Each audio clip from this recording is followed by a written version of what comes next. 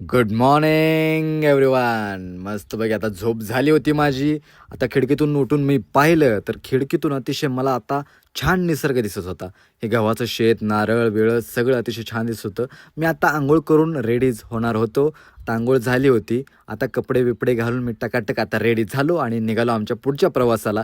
मी गाडी चालवत होतो. सर शेजारी बसले होते. अभिषेक पाठीमागे बसला होता आणि आम्ही एका ठिकाणी गाडी थांबवली. केळीची बाग होती आणि मी निसर्ग बघत होतो आणि एका गावात थांबलो आणि अभिषेकला कळानच नक्की कोणतं गाव आहे, काय आहे, कुठं जायचं आहे, काय करायचं आहे. तर आम्ही निघालो होतो मध्य प्रदेशमध्ये.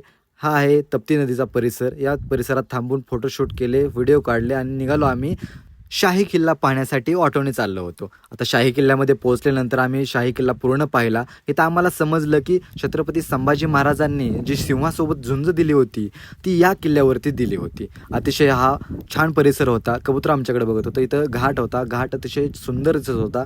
तर आता आम्ही अख्खा शाही किल्ला पाहून पुढे निघालो. तर आम्हाला एका ठिकाणी लिंबू सरबताचा गाडा दिसला. आम्ही थांबलो, लिंबू सरबत घेतला. पण हा आगळा वेगळा लिंबू सरबत होता. हा बर्फाचा लिंबू सरबत होता. सरांनी टेस्ट घेतली, अभिषेकनं टेस्ट घेतली. मी म्हणलं मी बी टेस्ट करून पाहावं कसा होता. थंड वातावरणात पुढे गेल्यावर दुष्काळच दिसायला लागला मला सगळा. परत एका ठिकाणी थांबलो, उसाचा रस घेतला. अतिशय मन शांत झालं बघा. मग बरं वाटलं. मग एका ठिकाणी जेवणासाठी एका गार्डनमध्येच थांबलो. अतिशय छान असं जेवण केलं आणि तिथून पुढे निघालो. एक डॅम दिसला आम्हाला येताना. हा डॅम तुम्ही पाहू शकता आणि तिथून पुढे डायरेक्ट जंगलचे जंगल, जंगलचे जंगल लागलं. मग आम्ही छानपैकी असा सनसेट पॉईंट पाहिला. आणि मग तिथून आम्ही डायरेक्ट आता इव्हिनिंग झाली होती. मी गाडी चालवत होतो. सगळेजण गाणे ऐकत निघाले पुढच्या प्रवासासाठी.